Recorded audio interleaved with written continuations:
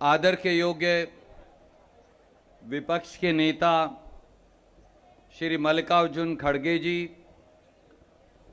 भारतीय राष्ट्रीय कांग्रेस के संगठन महासचिव श्री केसी वेणुगोपाल जी, मंच पर विराजमान पार्टी के आदरणीय महासचिवगण, सचिवगण, सांसदगण, कांग्रेस कार्य समिति के सदस्यगण, सम्मानित नेतागण और भारतीय राष्ट्रीय कांग्रेस की रीढ़ की हड्डी मेरे सामने बैठे मेरे बहुत ही आदर के योग्य हरियाणा, दिल्ली, राजस्थान, अलग अलग कोनों से आए पार्टी के प्रबुद्ध नेतागण और मेरे साथियों, आज संघर्ष का दिवस है और इस संघर्ष के दिवस को एक तरफ जहां पूरे हिंदुस्तान में देश का नौजवान मना रहा है, वहां देश की राजधानी के इस केंद्र बिंदु, दिल्ली के इस केंद्र बिंदु, संघर्ष के इस केंद्र बिंदु, जंतर मंतर पर भारतीय राष्ट्रीय कांग्रेस की सेना डटी है। मैं आप सबका अभिनंदन करता हूं, आप सबका वंदन करता हूं और संघर्ष के इस दिवस पर आप सबका स्वागत भी करता हूं। आदरणीय साथियों, दिल्ली पुलिस के लोगों को लगता है कि वो बैरियर लगाकर, वो कांटेदार तार बिछाकर, वो पुलिस की बसें लगाकर, वो लाठियां भांजकर, वो कांग्रेस के दूर दूर से आए नेता और कार्यकर्ता को क्या रोक पाएंगे?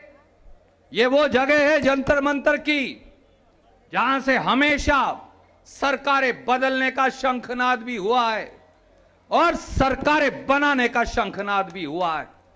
आज का दिन और तारीख हिंदुस्तान के इतिहास में लिखा जाएगा। हर बार जब ये गांधी की आवाज को दबाएंगे तो भारतीय राष्ट्रीय कांग्रेस और इस देश का बलबला इसी प्रकार से खड़ा हो जाएगा और इस सरकार की चूल्हे हिलाकर रख देगा। दिल्ली पुलिस को भी हम चेतावनी देते हैं, दिल्ली पुलिस की गुंडागर्दी अब ये नहीं चलेगी, दिल्ली पुलिस की ये बदमाशी अब नहीं चलेगी। बाकायदा इजाजत लेकर, शक्ति सिंह गोहिल जी यहां बैठे हैं, दिल्ली कांग्रेस के हमारे अध्यक्ष यहां बैठे, बाकायदा इजाजत लेकर जंतर मंतर पर जिस प्रकार से ईडी का दुरुपयोग हो रहा है, जिस प्रकार से ईडी का इस्तेमाल कर अग्निवीर के खिलाफ प्रदर्शन दबाने की साजिश हो रही है, ये दोनों चीजें एक दूसरे से जुड़ी हुई हैं। और दिल्ली पुलिस जिस प्रकार से मोदी सरकार की कठपुतली बनी हुई है, याद रखिए, एक एक बात याद रखी जाएगी। मैं चेतावनी देता हूं उन अधिकारियों को भी, दिल्ली पुलिस के उन सब साथियों को भी, आप हमारे ही भाई हैं, हमारे ही बेटे हैं, पर अगर आप मोदी सरकार के कहने से दूर दूर से आए कांग्रेस के कार्यकर्ताओं को जबरन बसों में बिठाकर लेकर जाएंगे, उनकी आवाज को दबाने का प्रयास करेंगे, उन्हें धरना स्थल पर आने से रोकेंगे, 5-5 बैरियर लगाकर एक एक आदमी की एंट्री करके किसी प्रकार से लोग यहां ना पहुंचे, इसका षड्यंत्र के अंदर भागीदार बनेंगे तो फिर इसका हिसाब भी लिया जाएगा। ये याद रखिएगा। समय बदलेगा, समय का चक्कर बदलेगा और जिस दिन बदलेगा, जो कठपुतली बनकर खड़े थे दिल्ली पुलिस के लोग, आज के इस अंग्रेजी ब्रितानवी सरकार के पिट्ठुओं के साथ, क्योंकि यह सरकार भी उसी सरकार का हिस्सा है जिससे भारतीय राष्ट्रीय कांग्रेस लड़ी थी, तो उनका हिसाब भी लिया जाएगा। साथियों, बहुत लंबी बात ना कहकर मैं एक बात जरूर कहूंगा। आपके जाबाज भाई, हम सब के जाबाज नेता श्री राहुल गांधी आज फिर जा रहे हैं मोदी सरकार की ईडी को चुनौती देने के लिए।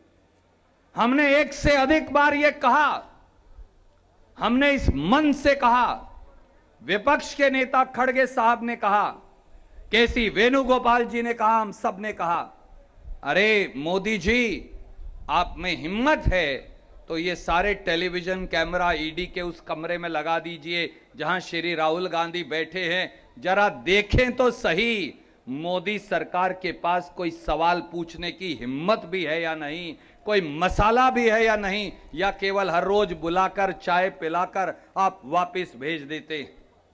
साथियों, दोस्तों, भारतीय राष्ट्रीय कांग्रेस ने स्वतंत्रता का जब संग्राम लड़ा तो 1937 में पंडित जवाहरलाल नेहरू ने, सरदार वल्लभ भाई पटेल ने, आचार्य नरेंद्र देव ने एक समाचार पत्र चलाया, क्योंकि उस समय के समाचार पत्र भी स्वतंत्रता सेनानियों का संघर्ष नहीं दिखाते थे और छापते थे। उस अखबार का नाम था नेशनल हेरल्ड, उस अखबार का नाम था कौमी आवाज, उस अखबार का नाम था नवजीवन। यह अखबार देश के स्वतंत्रता संग्राम का चिन्ह है। अंग्रेज ने 1942 में भारत छोड़ो आंदोलन के बीच इस अखबार पर प्रतिबंध लगा दिया, इस अखबार पर रोक लगा दी। 1942 से 1945 तक अखबार की मशीनों के ऊपर अंग्रेज ने सलाखें डाल दी। 1945 में फिर दोबारा अखबार चालू हुआ और यह अखबार आज भी छपता है। जब साल 2000 में अखबार पर वित्तीय संकट आया तो भारतीय राष्ट्रीय कांग्रेस ने 100 किश्तों में कर्मचारियों की 67 करोड़ तनख्वाह देने के लिए, पत्रकारों की तनख्वाह देने के लिए, हाउस टैक्स जमा कराने के लिए, लीज मनी जमा कराने के लिए, बिल्डिंग के खर्च के लिए 11 साल के अरसे में चेक से 90 करोड़ रुपए की राशि दी। मैं आज आपसे पूछता हूं, क्या स्वतंत्रता संग्राम के चिन्ह की रक्षा करना अपराध है? बताइए, हाथ खड़े करके बताइए, क्या यह अपराध है? अगर यह अपराध है तो भारतीय राष्ट्रीय कांग्रेस के करोड़ों कार्यकर्ता समेत राहुल जी और श्रीमती सोनिया गांधी के ये अपराध बार बार करेंगे। इसलिए आप श्री राहुल गांधी को ईडी में बुला रहे हैं, क्योंकि भारतीय राष्ट्रीय कांग्रेस ने कर्मचारियों की 67 करोड़ तनख्वाह, पत्रकारों की 67 करोड़ तनख्वाह जो 10 साल से नहीं दी गई थी, वो भारतीय राष्ट्रीय कांग्रेस ने दे दी। जो लीज मनी, जहां अखबार का दफ्तर चलता है, उसका पैसा जो सालाना भरना होता है, बिजली का बिल जो भरना होता है, वो अगर भारतीय राष्ट्रीय कांग्रेस ने दे दिया तो ये जुर्म कैसे हो सकता है? और अगर ये जुर्म है तो ये जुर्म हम बार बार करेंगे। और एक बात समझ लें, ये सारा षड्यंत्र क्यों हो रहा है? मोदी जी को ये मालूम था, राजनाथ सिंह जी को ये मालूम था कि वो देश की सेनाओं की भर्ती बंद करने वाले। बेरोजगारी के अग्निपथ की सच्चाई कल सामने आ गई जब मोदी सरकार ने यह घोषणा कर दी कि अब तीनों सेनाओं में भर्ती नहीं होगी। मैं पूछता हूं, 2,55,000 पद सैनिकों के थल सेना, वायु सेना, नौसेना में खाली पड़े। अगर देश पर कल संकट आ गया, अगर वो पद खाली रहे तो वो भरेगा कौन और वो कैसे भरे जाएंगे?